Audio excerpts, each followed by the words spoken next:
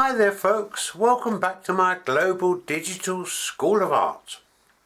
Right, now today's lesson is not a particularly entertaining or attractive one, but it is something which needs to be done, and it's not done on the YouTube because it's not particularly entertaining, it's not particularly very attractive, but it is so sadly neglected that I feel that I need to tackle it, even though I know it's not going to get very much in the way of traffic and hits. But I'm really not here just purely for popularity and hits. So where angels fear to tread, this old boy dares to go. So in my other videos, I tend to use an awful lot of budget equipment, and I'm using computer papers, and I'm talking about doodling, and I love that word doodling because it helps to remove some of the pressures off of you when you think, oh, I'm painting, right? Yes, you're painting, but you're also doodling, and if you can learn to doodle, then you will be a lot more relaxed, especially if you're on cheaper papers, by the way. And so there comes a point when you may want to put some of these little doodles into a little bit more serious content. So therefore, some of this background information I'm giving you on composing pictures and like this particular one, stretching papers, you may find very helpful and very useful if you can endure the next half an hour, right? Okay, look, I've finished my cup of tea, so let's get on with this lesson. Okay folks, look, let me try to explain what I'm talking about when it comes to stretching paper. Look, this little doodle I did on one of my videos, I did it on a little bit of computer paper, trying to save money for you, just while you're rehearsing what you're doing. But yes, it's fraught with problems. And look, here's the problem. Look, as I look, see it bouncing up and down. Look, what I'm going to do is I'm going to turn this round, zoom it down. Look, now if I can exaggerate that under the light. Right, now you can see, look, it's all buckled. It's pulled tight where I was painting. And that buckling even goes right to the outside edge of your piece of paper. So in order to avoid this situation, I'm going to pre-stretch the paper first, because when you actually put your wet brush onto the paper swells, and as a result the gravity drop on your colours when we tip it up, yes, they do drop, but they can't always drop over the swollen area, so they tend to run around the outer edges. So I want a little bit more control over that. Now this will occur not just on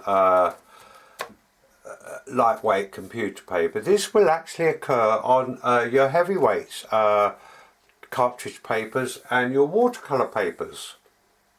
And if you actually look back on some of my videos, you'll notice that this bounce which is going on there all the time, because I haven't pre-stretched the paper.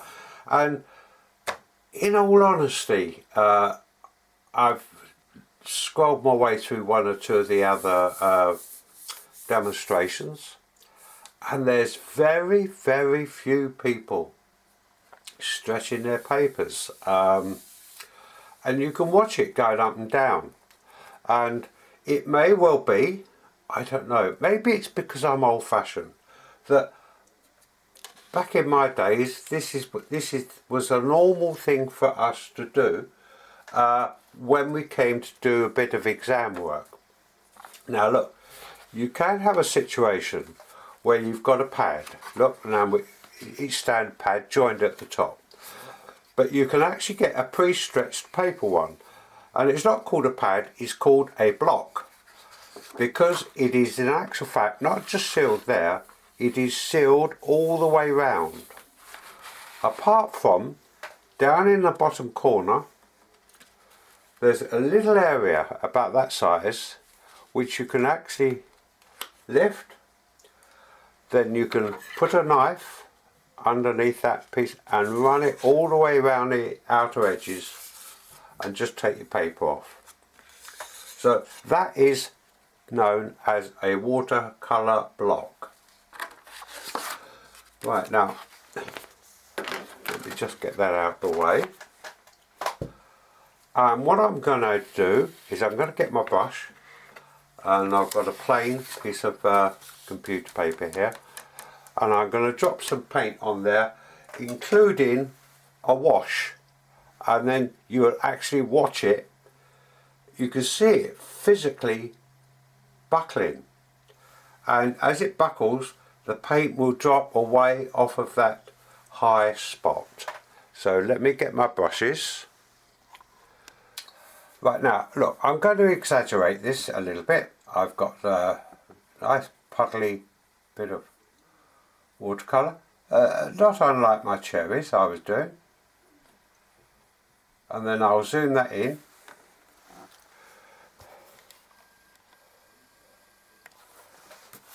See if I can get it in focus. Right, now look, already you can actually see that little ridge.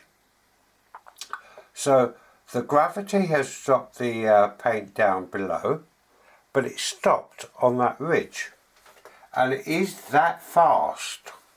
So let's do another one while it's up nice and close. You can actually watch it happening. There we go, done. There it goes, look, you can see it wrinkling. Now that means to say that in actual fact the paper is swelling, and so therefore as it dries it will now pull very tight. So look, I'm not advocating stressing paper on everything you do, because it puts a certain amount of makes the paper a little bit too precious for you. But so when you're doing your little practice doodling ones, don't worry too much about stressing paper. I'm just getting myself a wash now. Get myself another piece of paper. That one's had it. Okay, right, let me zoom that back. There we go. Right, now I'm going to put on a nice big wash, which we do when we're putting on skies. There we go. Right, now before I even get down to the bottom of the paper, that process has already started to occur. So therefore, look, I'm going to get these little ridges in there. Right, now on one of my videos I actually made the paper wet first. So that was wet on dry. This is wet on wet. And while that's still damp, I will run my colour across there.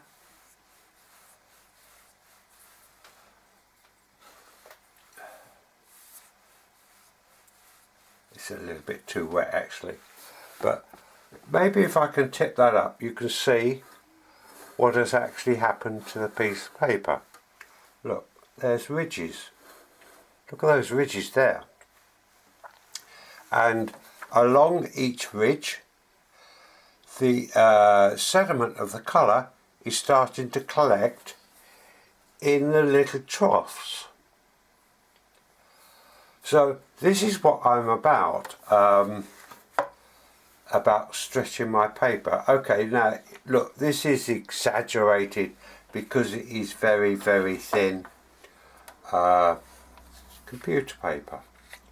But nevertheless, even on a 200 gram cartridge paper or watercolour paper, this effect will in actual fact happen.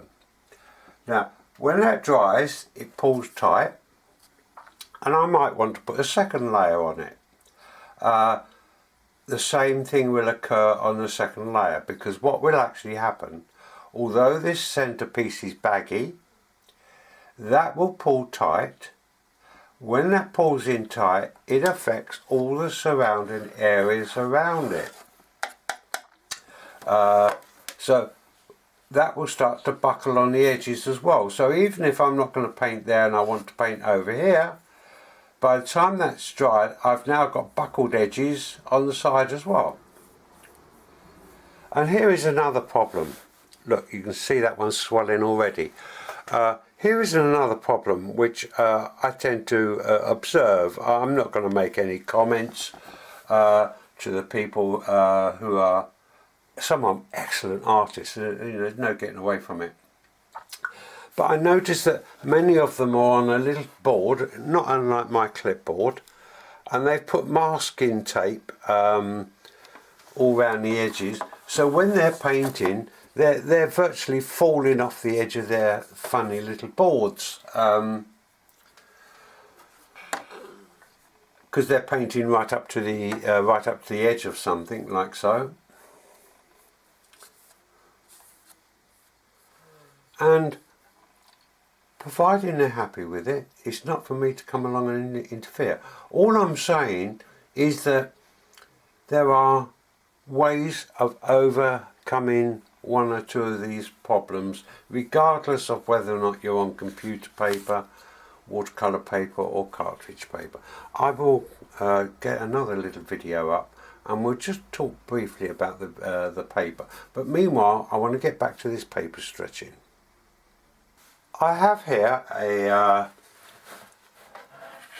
thick board, a sheet of computer paper, my tape and a ruler. Right, now, when I take, not in this particular case, but when I take a sheet off of my pad of watercolour paper or cartridge, I'll put a little cross up in the corner to remind me that this is the front of the sheet, because once it's wet one can't really tell one way or the other. So on this computer paper I really don't think it really matters that much. Okay? So what I'm about to do now is that my tape will overrun this paper. So what I will do, let me zoom in, I shall mark a little mark just there, 1.5 centimeters in. Need to get closer. There it is. And I will do that all the way round. Right, now I know that the computer paper is not really that large, and I'm going to lose a certain amount of it, but just because I've come in 1.5 centimeters either side doesn't mean to say I'm going to lose 3 centimeters off of the sheet of paper, because where it overlaps the outer edge, when I've finished the painting, most of this will go behind a card mount anyway, so I'm not losing the full amount of 3 centimeters top and bottom. Right, now, having done that, I will then get my let's zoom back again, my roll of gum tape. Now this is paper, it's not self-adhesive. Look, this has got a gum side to it, and I will lay it down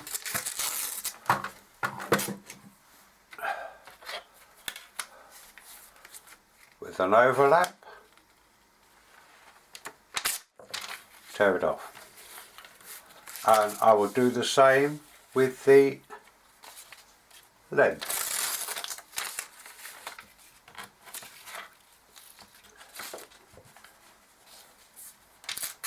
So I will need 4 of these.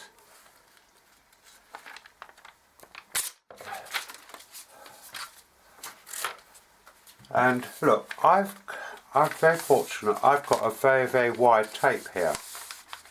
Now, it may well be that you won't have such a wide tape if you go and collect it from, or go and buy it from a local stationery's.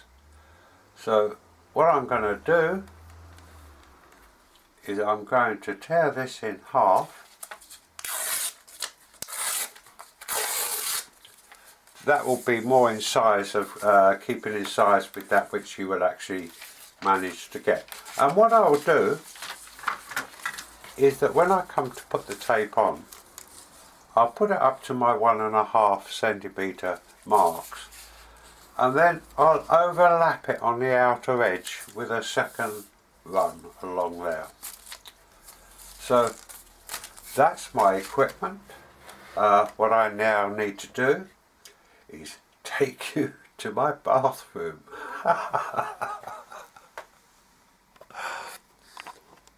Okay folks, we're now in my bathroom, and my bathroom does not a great video studio make, but I'm going to give it my best shot. Right, now here's my piece of paper. Right, now just before we get started, look, the reason I'm in a bath and not a bowl, I could use a bowl on this particular side, but if the paper's any larger, look, if I get a little kink in there like that, going round a bowl, that kink could in actual fact split open. Even if not open, it will open the fibres a little bit, so your paint will behave slightly differently in there. So having put that little kink in there, I will now not use that and use instead my piece of paper. It's got the cross on it.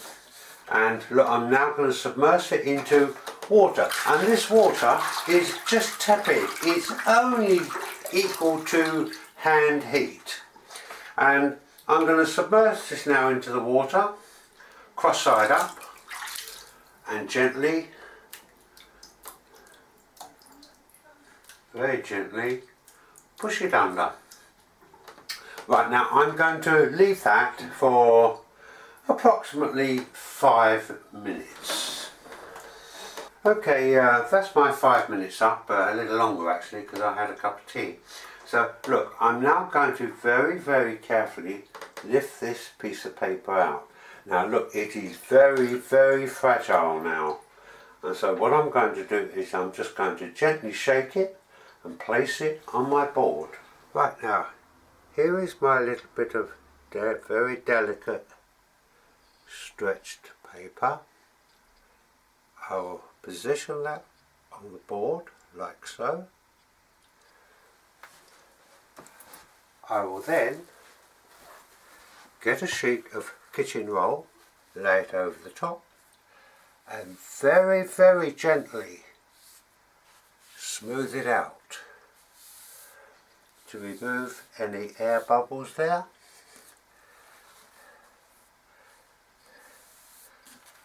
There we go. Right, I will now get my gummed paper. Right, now here's the little bit of tape I cut off downstairs, and I've left the roll downstairs. There is logic behind that, because if you bring the roll up near to the water, if you put the roll down on any little puddle or a bit of water on the surface, it will be, by capillary action, it will soak up and you'll lose the whole roll. Now look, what I'm doing is I'm just placing my fingers very gently down that piece of tape, and be very cautious when you do that, because if you go down a little bit too quickly you can get some very nasty little paper cuts. So here's an alternative, and that is to take sponge, place it gum side up on the sponge, and just pull the sponge through. like so. Now you've got a nice wet gummed piece of paper, but relatively dry on the back. So I'm now about to go back to my board.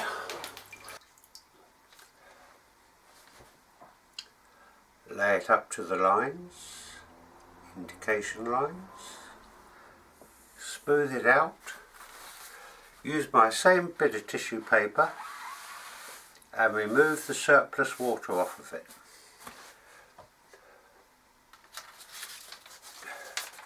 I will now do that all the way around.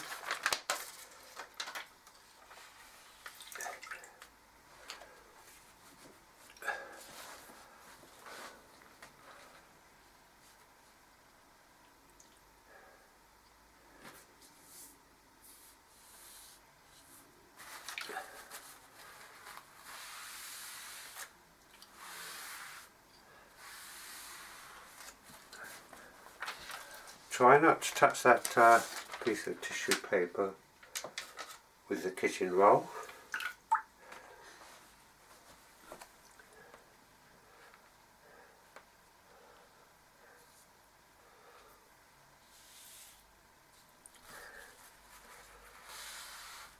Oh, I've got an air bubble in there, so I'm just going to chase that air bubble out.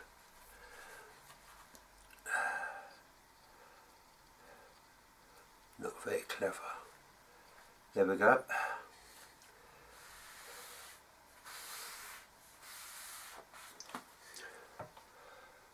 Now here's my two narrow pieces I cut.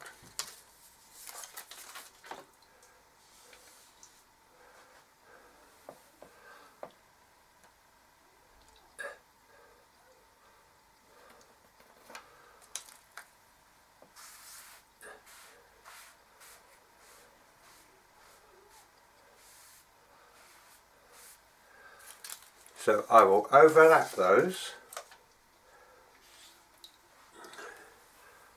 like so.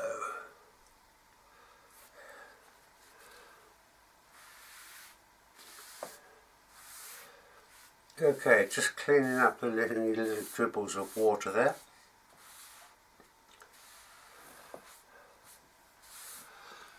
I'm now going to walk away and leave that to stretch by itself. Whatever you do, don't go and put a hairdryer on it. Don't be tempted to lean it up against the radiator like so, because any water will drop down to one end and it will stretch unevenly. And if you do put it out in the yard, make sure it's not in the sunshine but in the shade.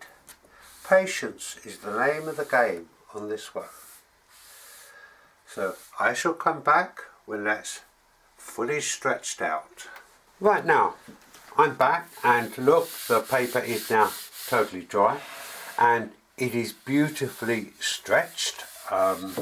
So let's now put a little bit of colour back on this one.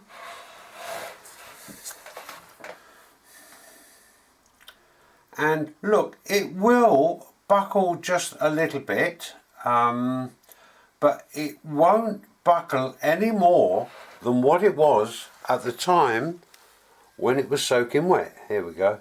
There we are. I'll come in nice and close to it. So because it's not buckling, it means to say that I can move my little gravity puddle around more or less where I want to, just by tilting my board. Let's do another one.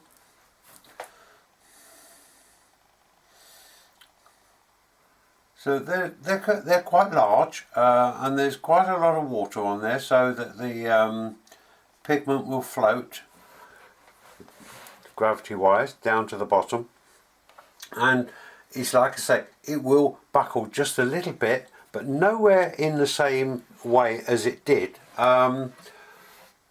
pre-stretching. So I'm now going to leave that one out, laying out flat, and let that dry. I'm now going to put on that blue wash again. All right. Now, look, one of the great advantages of this this particular going over this paper is that I can go straight over the edge of the paper, no problem. Right, now here we go, nice big wash.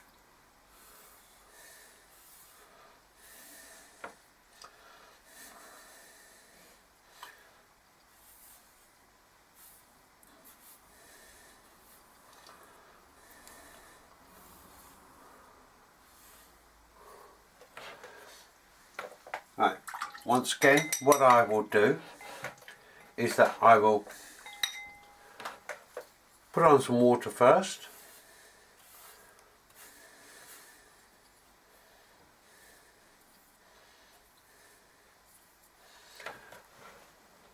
Let that dry off a little bit. Look, I'm going to move in fairly close here.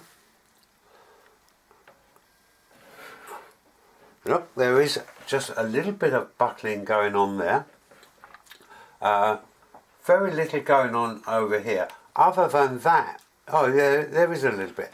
Other than that, it won't buckle any more now than what it did when I first stretched it. And so let's lay some more colour over that.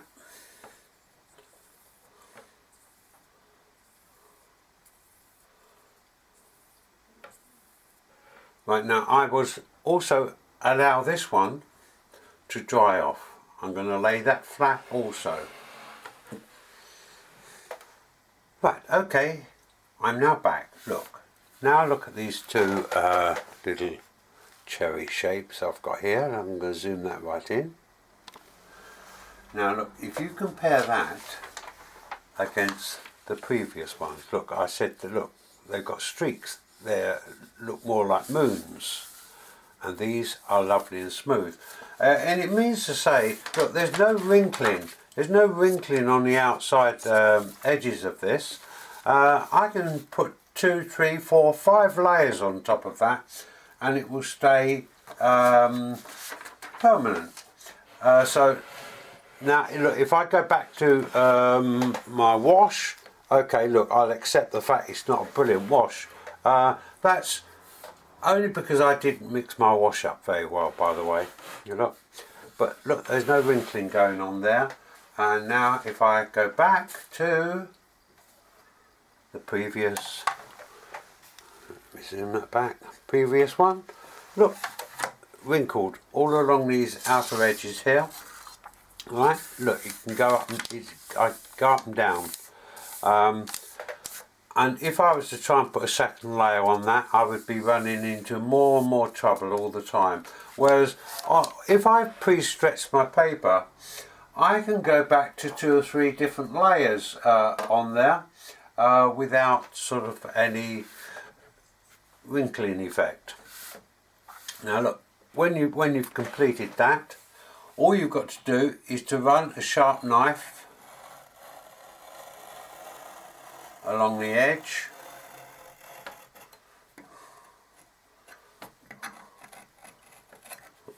That didn't cut very well. Look, I'll come back on it.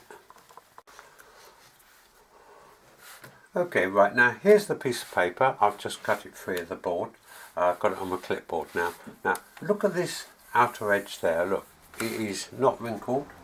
It is beautifully smooth. Look, here's the wrinkled one.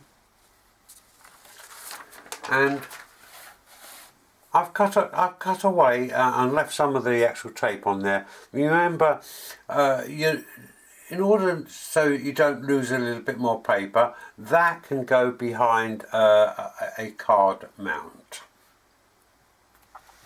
So hopefully you will see the advantages of sitting here listening to this old boy waffling on for the last half an hour.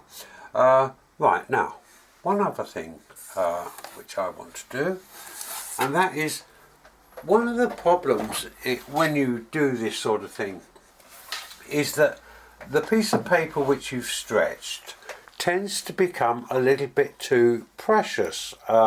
Understandably, you've put time in. So look, here's one on the back, and it's pre-stretched, and what I've done, look, I've put a cover over it. Look, now I've got another one. So if something goes a little bit wrong with that, I've got a second backup one. And bear in mind, you need to do this not on a painting day. You need to do it on a day when maybe you're not in the mood for, to do a little bit of painting. Right, now, if I could just reach over.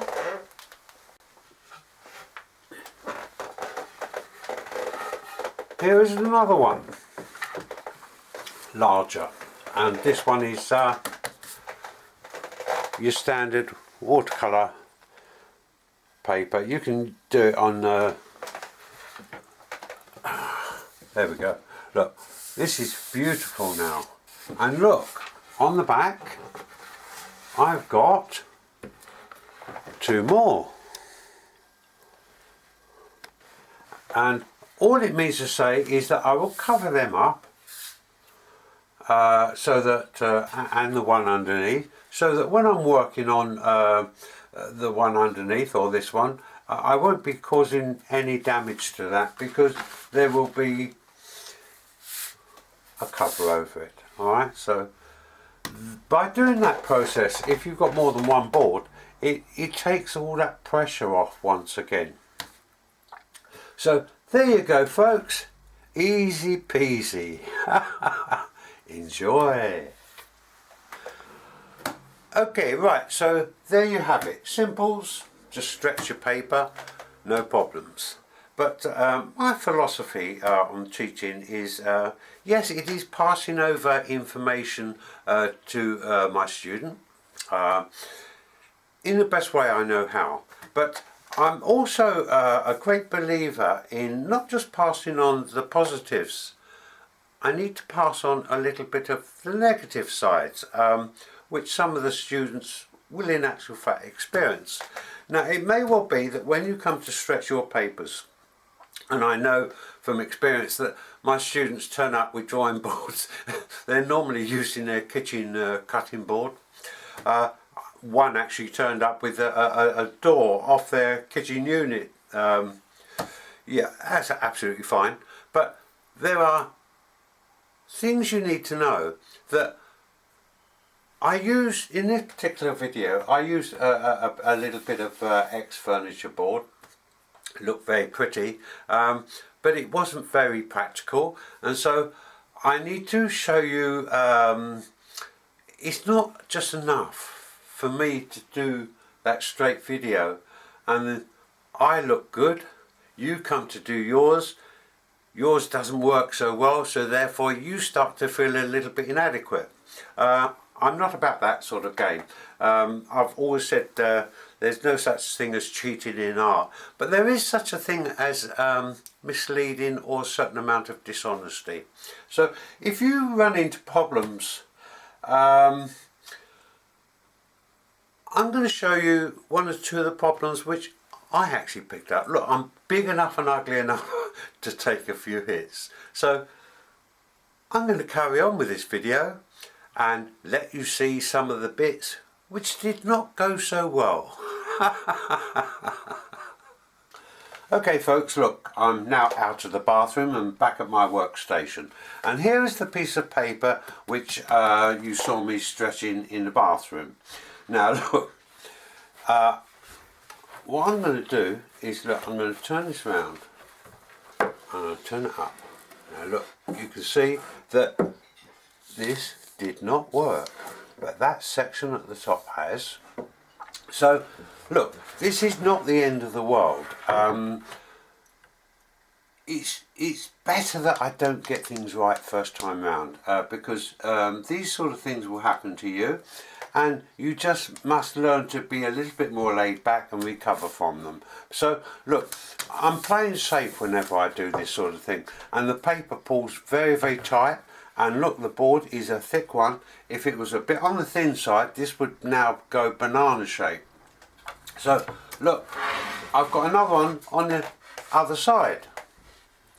Right, so I do my preparation so that if one goes wrong or my painting goes a little bit wrong, I just turn the board over and I just carry on there. But look, this one has also gone wrong. Look, although it's looking smooth, and it is stretched out there, this bottom section is not. I don't know if I can turn this one up, and you might be able to look. Like, see that there? Look, it's got bounce on it.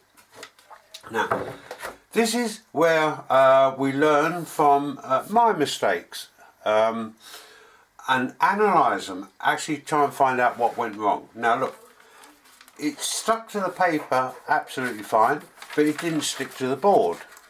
Right, now logic tells me that this was a new board, and therefore I don't know, it might have come from looking at the fittings at the end. It might have come from an old bit of furniture or something like that, and somebody's been polishing the furniture.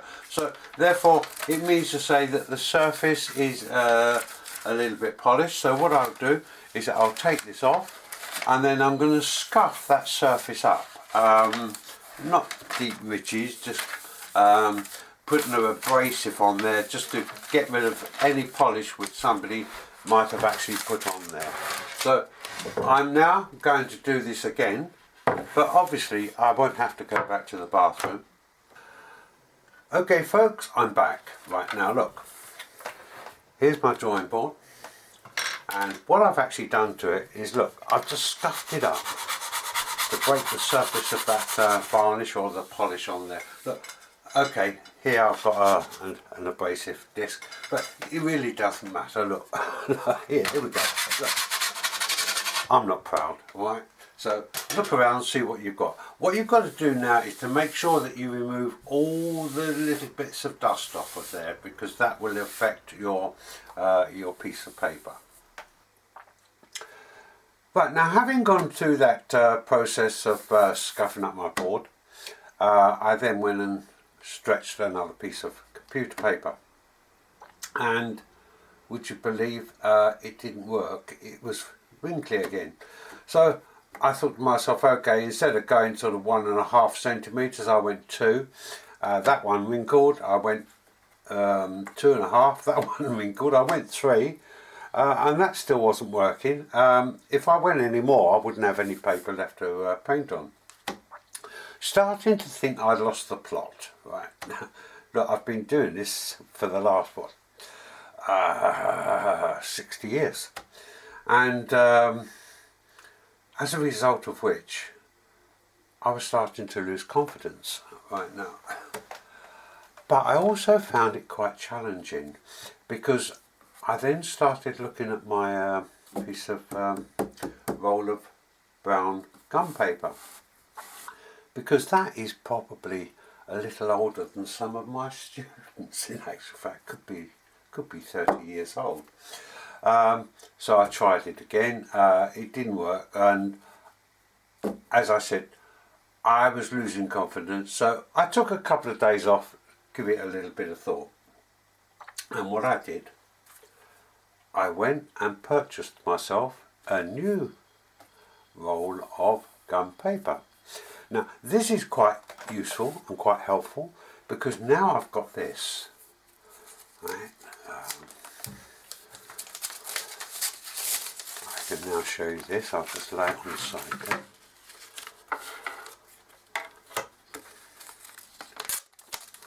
Okay, now look, you can see the difference inside, and this is what you're going to get. And what I'm going to do is I'm going to print below here exactly what I ordered off the net, so you know you've got the same gum paper as I've got.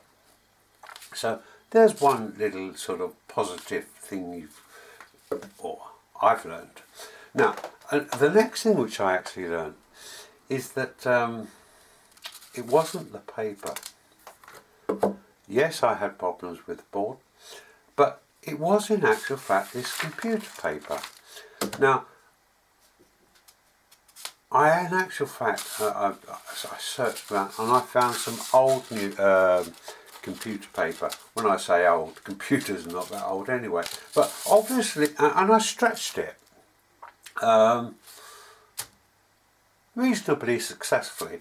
So what I'm actually saying to you here now is that, look, things have changed over the years.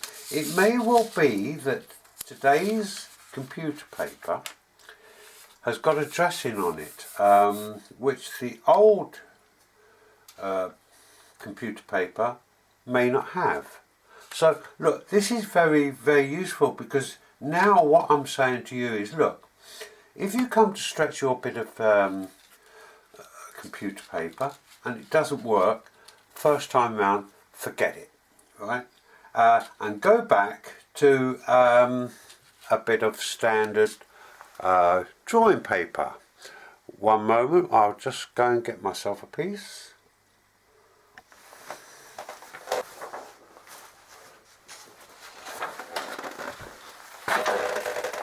Right, here we are. And this is, the computer paper was 80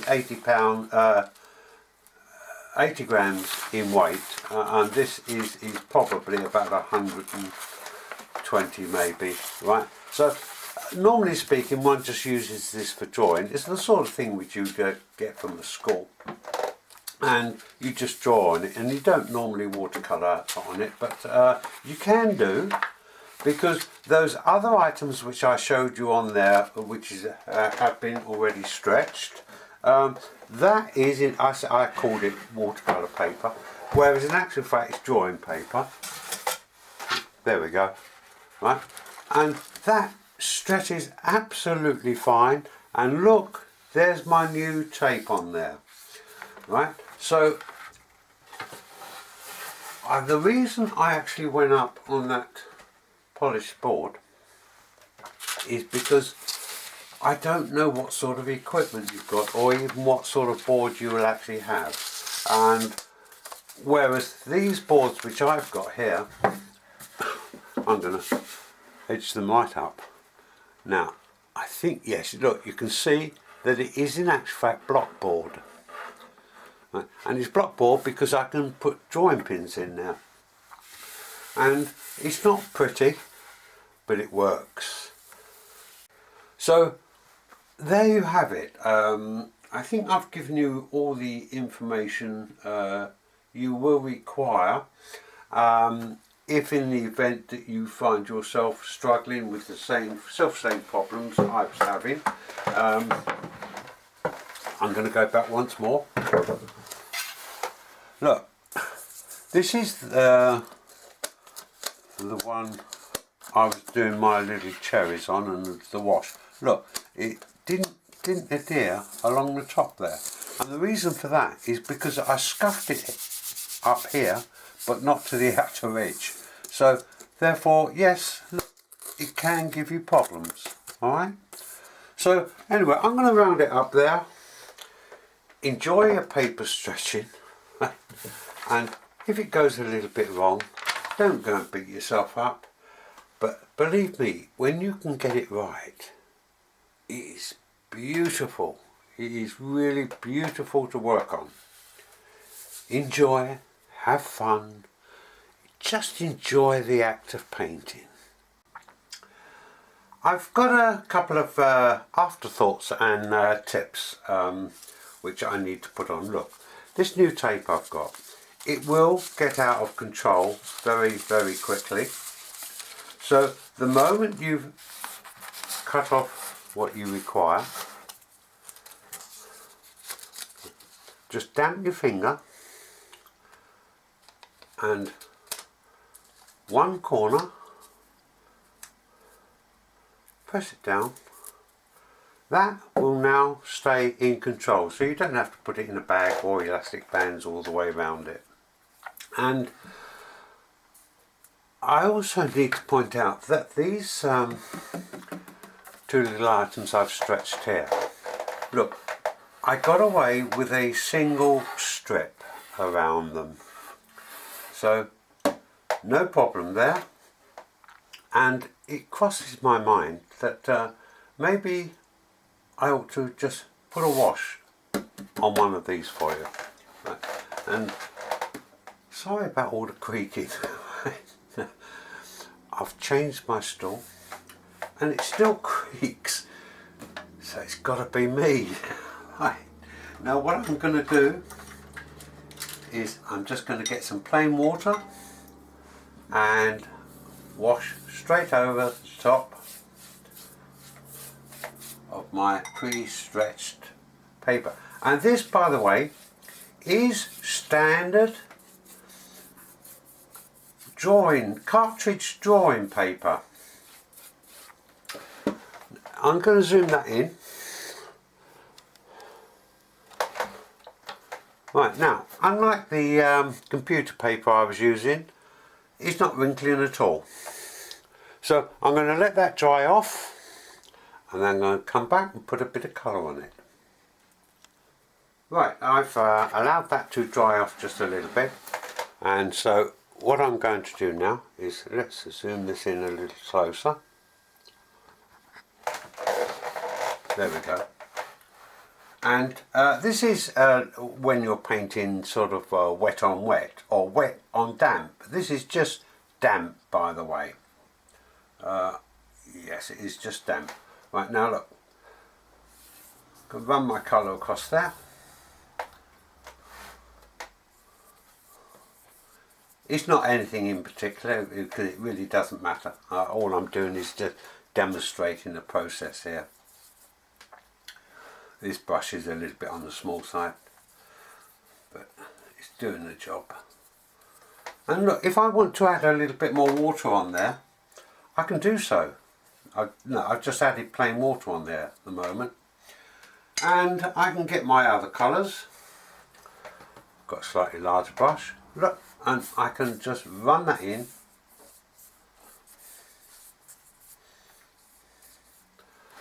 And let it do its own thing, depending on whether or not I want to tilt the board up more and let it run, or whether I'm going to put on just a little bit of slightly stronger colour there. There we go.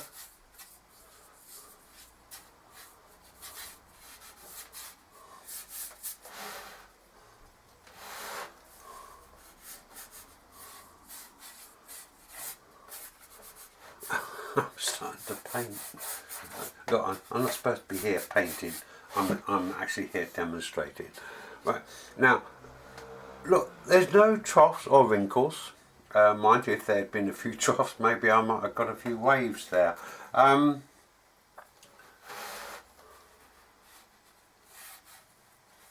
we go.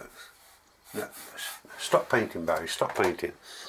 Right, now, what I'm also going to do is I'm going to turn this board round now and put this wash on the dry bit. Look, in the same way as I did with the other one, I'm not going to go all the way across. I'm just going to come in part way through, over the end of my paper. Yeah, just checking my monitor, make sure I'm there. And look, if I zoom that in really close, look, no wrinkling has occurred there. So that is what this game was all about. Right, now I did mention the fact that my board was, look, you can see it now, a block board. It doesn't have to be block board. There's no reason why you shouldn't use this modern press I think they call it press palm material. The only difference is you won't be able to stick drawing pins in yours. But so when you put your piece of paper on, all you need is just a little bit of tape on each corner, and that will be, well, it would do the job, and that's the name of the game. Right, now I think that's about it. Oh, look, I've got one more thought.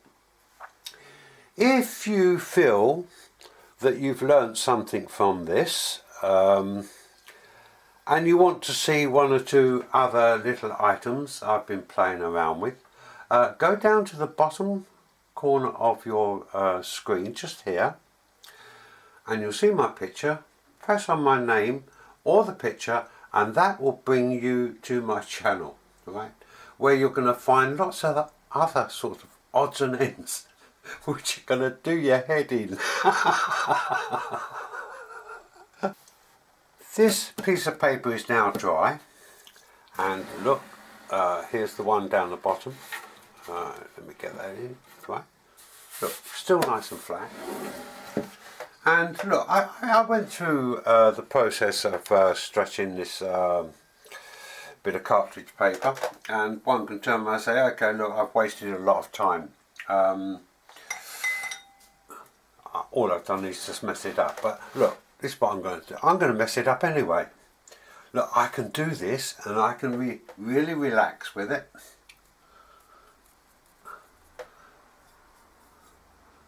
Because it's not going anywhere. It will just do its own thing. I can just chuck, look, I can actually chuck a little bit of water on top.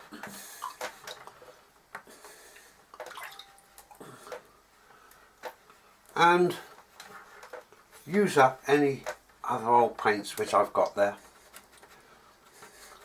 So I can just relax and enjoy, because at some point it won't go to waste, because I'll probably use it on one of my